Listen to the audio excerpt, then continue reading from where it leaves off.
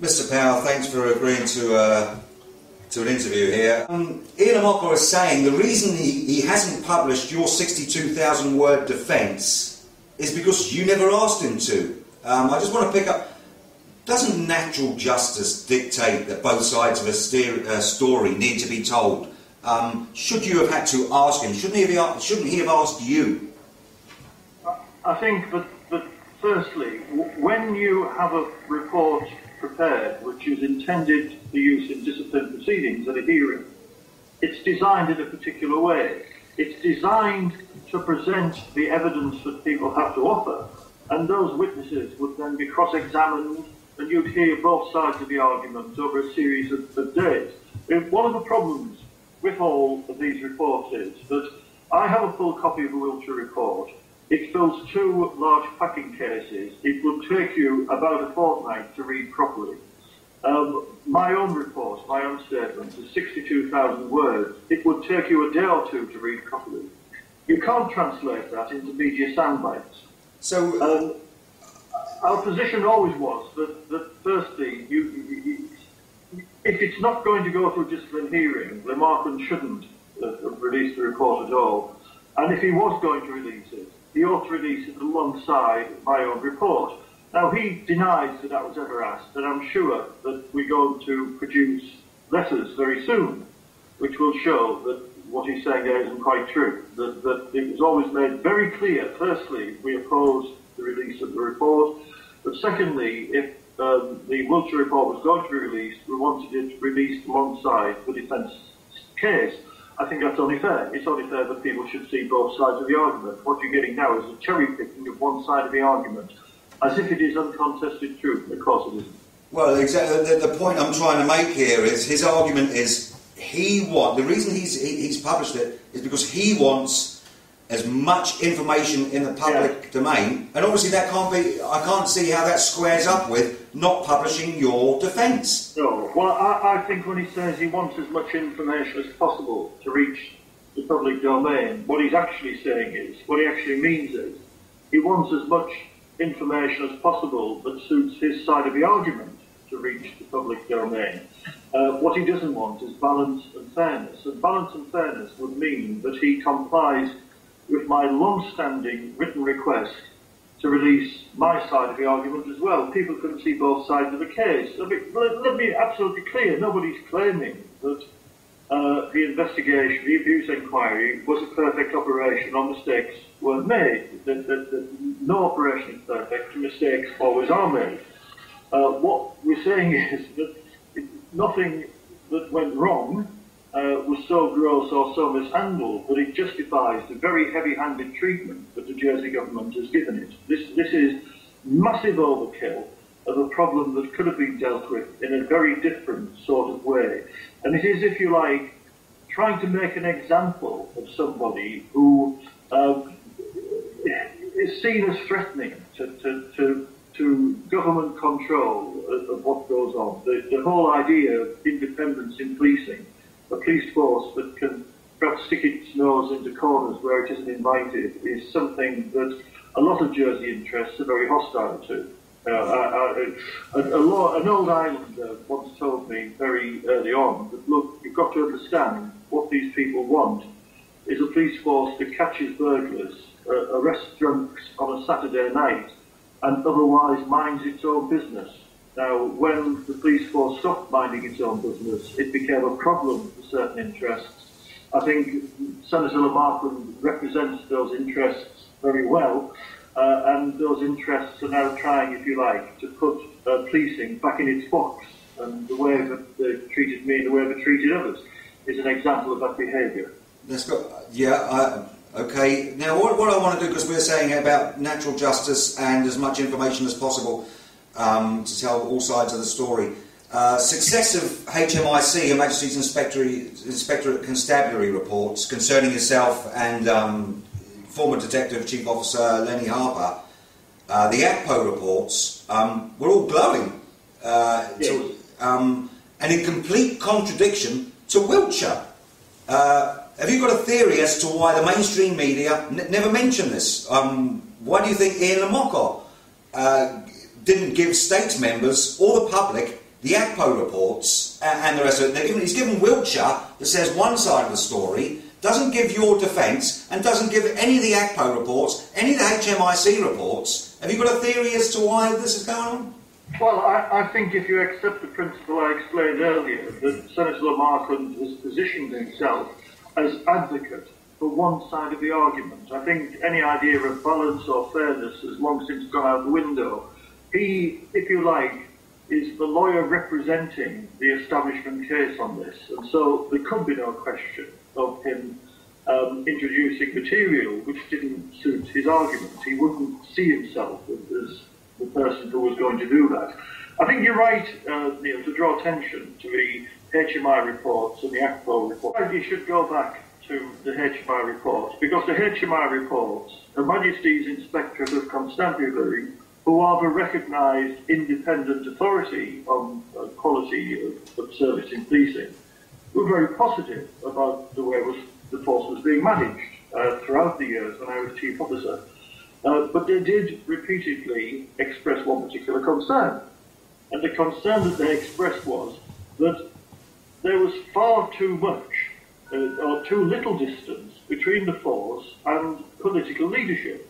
They felt that they ought to be an independent police authority. They didn't like the idea that a minister had single-handedly the accountability of the chief officer in his hands. And this is a recorded concern. Of course, it turned out to be a concern that had, in the end, a situation that had very serious consequences. Because had there been a properly constituted police authority, I just don't believe that the sort of draconian action that was taken in November 2008, when I was suspended, would have occurred at all. That a properly constituted, balanced police authority would have considered all the best practice advice, taken all the various interests into account, and we would have had a quicker, cheaper solution to any concern than the very heavy-handed and expensive solution that, in fact, we had. Because bear in mind, by the time I was suspended, my retirement date had already been and gone, and I'm not sure that people noticed that, but it seemed to me that if people wanted a change in management, all they had to do was ask if I'd like to retire, and I would have probably said yes, but nobody did. They wanted, if you like, blood on the carpet instead. Well, I think they've had some blood on the carpet so far, but none of it's mine. And I think they've created the mess of this situation that they've now got themselves into. It's not only heavy-handed, it's not only injustice, but it's thoroughgoing incompetence that has led to a situation where 2.5 years down the line, we're still arguing over events that happened, a decision taken in the space of 20 minutes by Andrew Lewis when he was Home Affairs Minister. So that, I think, is where the HMI reports fit into the context of this. I mean, you've mentioned the ACPO reports, and for listeners that aren't completely familiar with that, what I did at the very beginning of the Historic Views Inquiry was ask the relevant UK authorities to appoint internationally recognised experts to come to Jersey to give advice, to quality control the investigation, to tell me if I should be doing anything. Was it going well? Was it going badly? What should I be doing to make sure it was perfect as possible? And also to sit down and brief ministers without me being there, and so they could give ministers an honest opinion as to how the matter was going. Now, in his statement, Andrew Lewis says that he was told by these international experts that the inquiry was, in his words, a shining example of how such an inquiry ought to be conducted.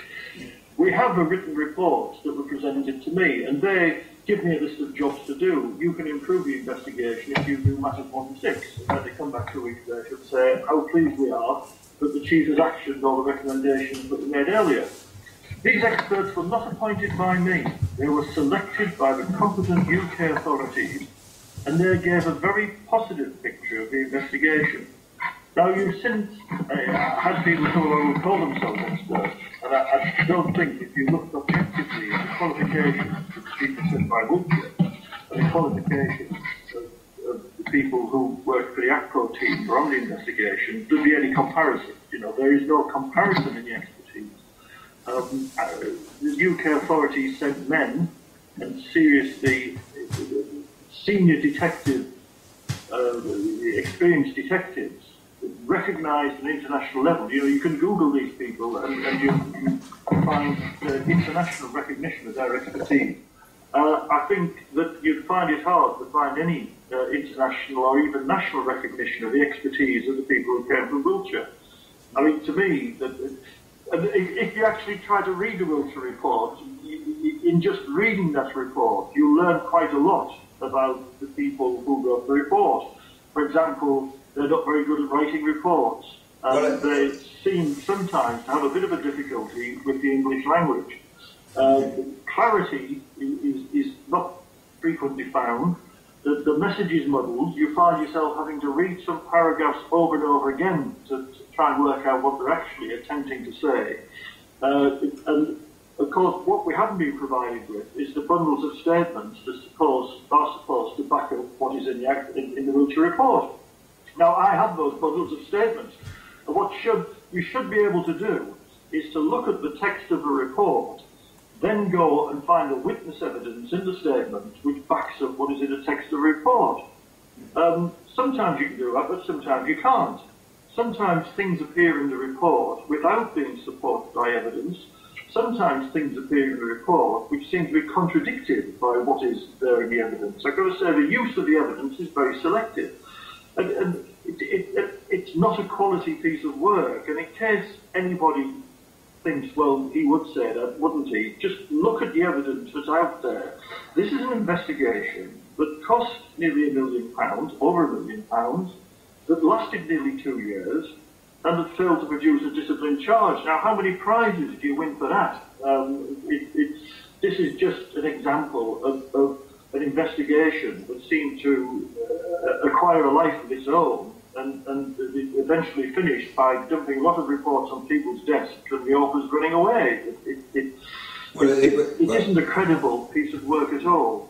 And had it gone to a hearing, and I fully understand why Ian Markham wouldn't want to take it to a hearing. I wouldn't want the job of taking the Wiltshire report to a hearing and having competent people cross-examine this evidence, because it would fall apart in the cross-examination. So I understand why it was quietly put on a shelf and the whole thing forgotten about. Yeah. What isn't acceptable is that when I retired, it's brought out, the dust is blown off it, and somebody actually tries to give it credibility as if it was a serious document. It's not a serious document at all. Now, getting back to what I think could be, what I believe, and a lot of people believe it is the real issue here. Do you believe attention is being drawn away from what we think is a real issue, with all the different reports being published or not published, as in the ACPO and the rest of it? Nobody seems to be asking at the minute, how was it possible for our children to be abused for decades? Do you think that's gone by the wayside? Yeah, I mean, we've all fallen into a trap. I've been guilty of it in this interview. I was guilty of it yesterday when I was interviewed by the BBC. We've all fallen for it again, haven't we? We've ended up talking about the abuse inquiry and not talking about the abuse. And the abuse inquiry is a sideshow, and you've got to give ministers credit where it's due. They have very skillfully and very successfully deflected the agenda to talking about the abuse inquiry and managed to sideline the issue about the abuse itself. And I think at some stage the agenda has to be brought back to talking about the abuse, because if you follow some of the accounts that are given by some of the victims, you're dealing with what is effectively state-sponsored paedophilia, which occurred over decades. Now, I'm not saying all of these accounts are necessarily true. I'm not saying that there isn't some balance to be brought to some of the evidence, but this is a very serious matter. And what is particularly disturbing is a number of people, I recall, said, look, I drew this to the attention of the police, I drew it to the attention of the appropriate authorities, it was all swept under the carpet, nothing was done about it, too many of the offenders were too well connected, the new important people, it was just made sure that I wouldn't get any justice. And of course, you've got to remember, people also say, and I know that Lenny Harper's media work was in some ways controversial, but a lot of people also say, it wasn't until I saw Mr. Harper on television that I felt confidence. When I saw him on television, I thought, here is somebody we can trust. Here is somebody I can talk to here is somebody who is not going to sweep these allegations under the carpet yet again. I'm willing to come forward now. I've kept this quiet for decades, but now I'm willing to come forward because of what I've seen Mr. Harper doing on television. Now, that seems to me where the energy and where the national conversation in Jersey ought to be going about this. And I'm disappointed that I've allowed myself to be sidetracked into talking about the abuse inquiry and not the abuse. And I think a lot of other people need to just step back and challenge themselves and say, look, here, what's going on here? Why is it that just 10 days ago in the States we were talking about how we deal with the abuse, and now we've gone back to talking about the abuse inquiry here? You know, what is the agenda, and why is the conversation being dragged into management issues in an inquiry that happened 3 years ago, and we don't seem to be talking at all about all the terrible things that happened in state institutions over those decades? Because we can't get away from that fact, can we? Our children were abused for decades, and we need to concentrate on it was never ever detected.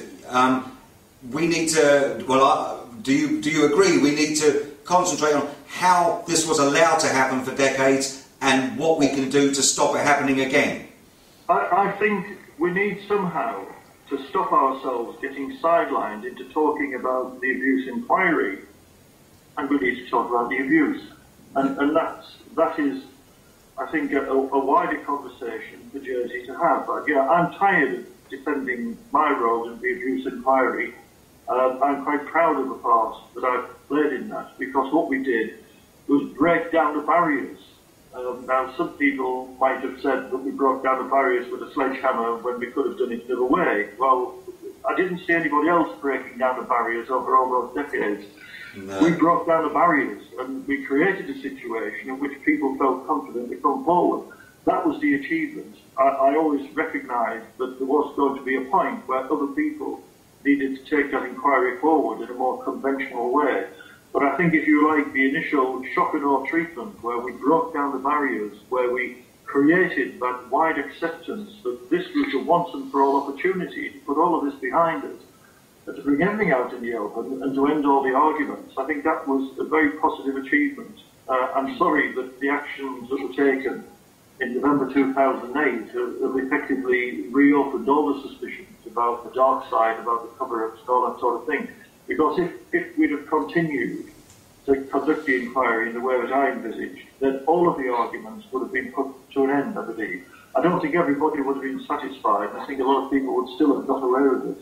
But I believe that we had it in us to satisfy everybody that everything had been done and to close down the issue. What we've got now is a running sore, and it's a running sore that keeps having salt poured into it by Jersey ministers who want us to talk about the abuse inquiry when we really ought to be talking about the abuse.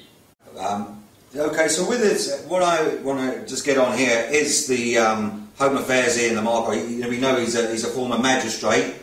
So with all this display of, well, alleged what seems to be ignorance of natural justice and his willingness to spend vast fortunes on pointless reviews and reports, as in the Wiltshire and the likes of and redacting, would you agree with others that Senator Lamarca's position as a Home Affairs Minister is now untenable? I think that's a matter for states members to consider. I mean, I really try to keep out of that. As a Jersey taxpayer, I'm fully entitled to have a voice on Jersey political issues, but I don't think I want to. I think that I prefer to leave politics to the politicians. But I would have thought what you'd look for in a person who was Home Affairs Minister would be somebody who would be a champion of fair play and justice, and who would understand that positions of power and authority ought to be used for the benefit of people who don't have power and authority. I know that Wendy Kinnard, when she was Home Affairs Minister, wasn't admired by everybody. That is the nature of politics. But Wendy understood that part of her role was to use her position to champion the cause of the underdog. She was the one who pushed forward new protections for abuse victims. She was the one who championed the rights of women, of minorities in society, and she understood that when you're in the role of a Home Affairs Minister is to champion human rights, equality and fair treatment for everybody. I think that my perception of how that role is being discharged now, it is, as I said earlier, it's become an advocate for a particular establishment view, and maybe people just see it as that is the way it ought to be, but I don't see it as the way it ought to be. And I think you'd look for the incumbent of that position to have a strong sense of fair play and equal treatment. And sometimes just a few words in the right place are suitable for that. For instance, when Senator Marquand had released the Wiltshire report, he could have said some words, and the words would have been, well, I'm releasing this, but I think you ought to know that this is evidence which was never tested in a discipline hearing. I think you ought to know that Mr. Power contests the accuracy and truthfulness of a good deal of what is in here. Well, but saying that, okay, yeah, I agree, Mr. Lamarck should have said that, but shouldn't the mainstream media be saying that? The journalists, the paid journalists, shouldn't they be making that clear? Well, I think that I've got to say that I do like and admire a number of people in the Jersey media, but the Jersey paid media has generally been very disappointing on this issue. They haven't subjected senior politicians to a type of robust challenge that is common in other places. They do seem to be able to get away with an awful lot of sleight of hand without anybody pulling them up. I've worked in a lot of jurisdictions where if some of the things that ministers have done over the past couple of years had been done in, say, Scotland or parts of England, some serious journalists would have been on them like a dog on a rabbit. They would have savaged them for behaving in the way that they did. It seems rather to slip through unnoticed in Jersey. And I don't know what the reason for that is. People say because the media are all lapdogs for the government. I'm not sure that I share that view, but I can only observe that there seems to be an absence of seriously challenging journalism in relation to people who are in powerful positions.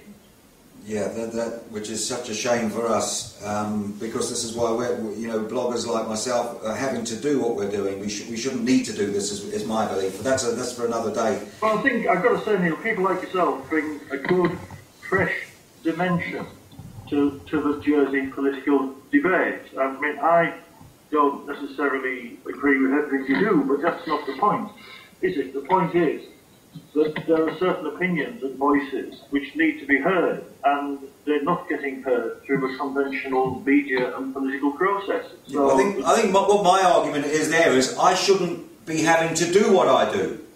No, I mean, if there was a more proactive media, you shouldn't.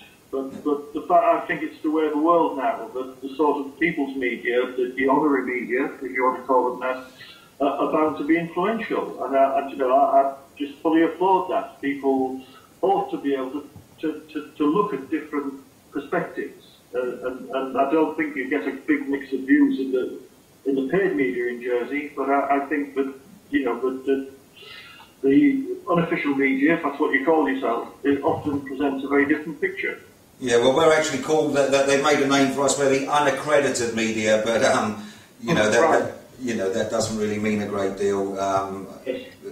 Okay, what I'd like to do now, Mr. Power, is we've now got a new police chief, Mr. Mike Boron.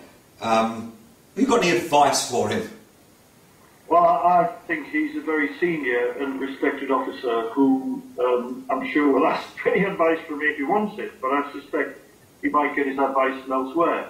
I've heard nothing but positive reports. I know that he's very well regarded in senior police circles, and I hear a lot of positive things about the work he's doing in Jersey. I hope that he can build on the platform that we created. Let's look at where we were in 2000. A lot of progress has been made when I was appointed up to 2000, but an awful lot has been done. We've widened the recruitment base, there are more graduates in the force. We modernised, we've brought in new technology, we've trained up a lot of officers to operate in a modern way which is internationally credible. As is evident, we must say, as is evident in the HMIC reports. As is evident in the HMIC reports. You know, we've created a platform for the next generation of leadership to take forward, and I'm sure that he'll address that in a positive way. You know, he certainly has my best wishes for success in protecting the people of Jersey, because, you know, protecting the people of Jersey is what people want to hear about. They don't want to hear about arguments between senior police officers. What they want to hear about is what's going to happen to make my streets safer and to make sure that Jersey continues to be a safe and pleasant place to live. And I think that, you know, I would hope that Mike is well able to take that agenda forward, and I wish him the very best in doing that. I've got to ask, from your, after what our government, and it's my belief and it's an opinion, that I think it's disgraceful what our government has done to you and to DCO Harper, former DCO Harper. Wouldn't Mike Boron, our new police chief officer, thinking, hang on a minute, they might or can do that to me? Well, I think the answer to that is already on the table. That what you've got to do is break the one-to-one relationship between the minister and the police chief, which is bad for independence in criminal justice. You need to create a proper independent police authority.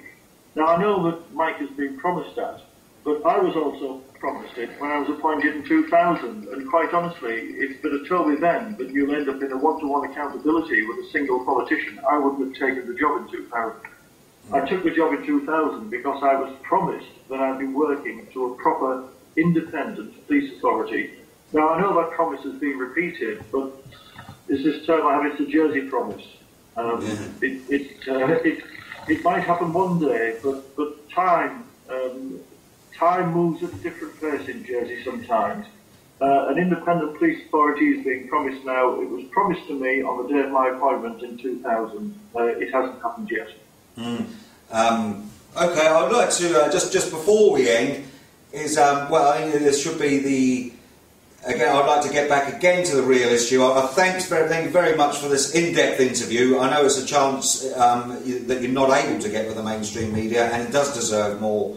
I mean, but back to the real issue, the abuse victims. Have you got anything you would like to say? Because our media and our government are saying that yourself and Lenny Harper gave them false expectations and the rest of it. But although, you know, in contrary to that, the Jersey Care Leavers Association give their full support to yourself and Lenny. The majority of them do. We can't speak for all. But have you got a message or anything you'd like to say to the abuse survivors and victims? Yes, I mean, I would. Firstly, to apologise for the fact that when I'm speaking, when I'm giving interviews, I make the mistake that so many other people make, and that is I don't give them enough attention. Occasionally I remember to say, look, the most important people in this are the victims, and I keep forgetting to say that. Just as I keep forgetting to say this is not about the abuse inquiry, it's about the abuse, but I remember to say that sometimes. I think if you go back to the media work that I did during the inquiry, I was always careful to say, look, it's the reality of these cases that not everything goes to court. Not everything that should go to court does go to court. Some people who committed abuse years ago get away with it because the evidence just can't be got together in the way that you'd like. What I did promise at the time is, while I'm Chief Officer, I promise that everything possible will be done. I believe that when I was Chief Officer, everything possible was done. Obviously, I can't speak what's happened subsequently. But I can only say to the abuse survivors that, you know, I'm not going to give up on this. That if the Jersey authorities want to keep, if you like, picking this argument, then I'm going to stay with the argument. I'm going to say, look, stop talking about the abuse inquiry, talk about the abuse. And I'm going to keep trying to remind everybody that what people are looking for is not a debate among well-paid people about how certain management processes worked in the summer of 2008.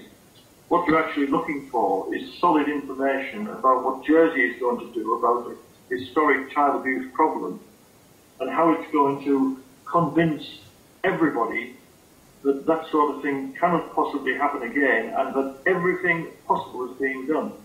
I'm not sure that I'm convinced that everything possible is being done.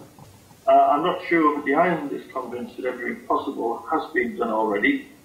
It might be that all the cases that could go to court have gone to court, but I'm not quite sure that the issue of cover-up has been addressed in a forthright way. Who knew about this? Who should have known about it? What did they tell and who did they tell it to and what was done about it? I think there is still a perception, I have to say I share this, that there may still be people in positions of authority who are associated either with abuse or with covering it up. And I think that is where people still feel uncomfortable and where there is more work to be done. It's very worrying. It's very worrying knowing that we could have senior civil servant or senior people in positions of power that are, let's say, a little bit suspect. That's got to be unnerving for... Well, it's worrying for two reasons. One, it's worrying if it's true, but even if it's not true, it's still worrying because people don't know the answer. And I don't think the answers given so far have been convincing enough. It maybe I've missed something. No, but I don't recall anybody representing the Jersey government saying, we have looked as thoroughly as we possibly can at the issue of cover-up and we are satisfied that there's nothing more possibly can be done. I don't think that box has been ticked yet, if I can use that phrase. And I think that is one of the loose ends that's hanging about over this case. Yeah. Okay, thank you very much for the in-depth interview. It was much appreciated. I'm sure we'll do this again sometime. Thank you for the opportunity to speak. Thank you. Thank you.